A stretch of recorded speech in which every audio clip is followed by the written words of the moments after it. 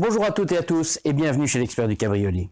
Aujourd'hui dans cette petite vidéo, je vais vous montrer que les capotes de couleur, entre autres comme la blanche que j'ai ici derrière, il faut y apporter un très grand soin lors de la mise en place et puis lors de l'utilisation. Parce qu'évidemment, du blanc sur un bleu comme ici, c'est super joli, mais malheureusement, ça peut se salir aussi très très vite.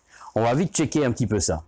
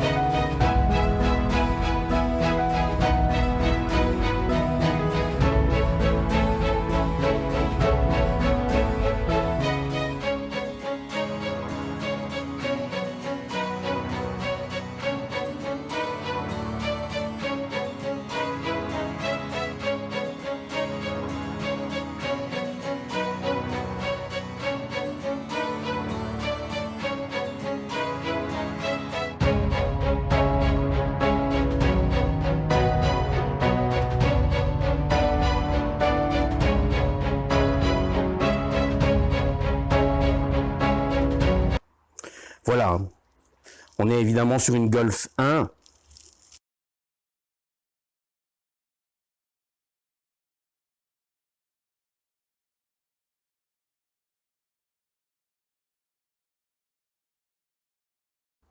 On a pu voir à l'instant les images de la voiture avant changement de la capote. Donc voilà le résultat une fois le travail terminé. Bon, comme aux habitudes, on peut constater qu'il n'y a pas d'anomalie. J'ai déjà montré plusieurs Golf 1, mais ici c'est surtout pour montrer que en fait le remplacement d'une capote de couleur très claire comme ici le blanc, il faut être assez soigneux, assez méticuleux pour éviter d'avoir des taches de doigts, puisqu'à ces endroits-là on doit fortement manipuler la capote pour sa mise en place. Même chose au niveau des raidisseurs de custode, autour de vitres arrière, c'est des endroits qui peuvent rapidement être salis lors du montage. Ici, on peut constater que ça n'est pas le cas. Ça va, j'arrive à me débrouiller. Je travaille plus ou moins proprement et soigneusement.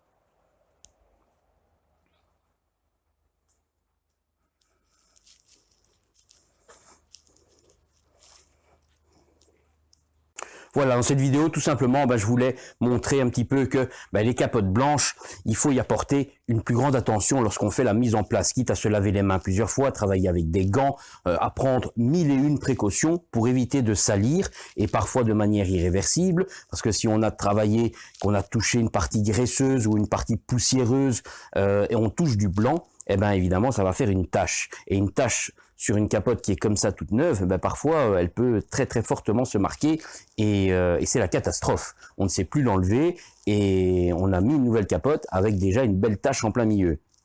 À l'utilisation, même chose, c'est des capotes sur lesquelles vous devrez prendre beaucoup plus de soin, y apporter une plus grande attention, parce que tout simplement, la moindre saleté qui peut rester trop longtemps va faire grisonner ou noircir une capote blanche comme ici. Mais c'est la même chose pour des coloris comme le beige clair ou toute autre teinte qui soit tirant vers le clair, évidemment. Parce que si on a une capote noire ou une couleur très foncée, évidemment ce genre de choses ne se verra pas facilement, ou du moins pas au premier coup d'œil. Pour ça, évidemment, j'ai une gamme de produits pour l'entretien des toiles de capote, que ce soit des petits nettoyages ou des gros entretiens. J'ai déjà certaines vidéos qui montrent comment faire la réimperméabilisation.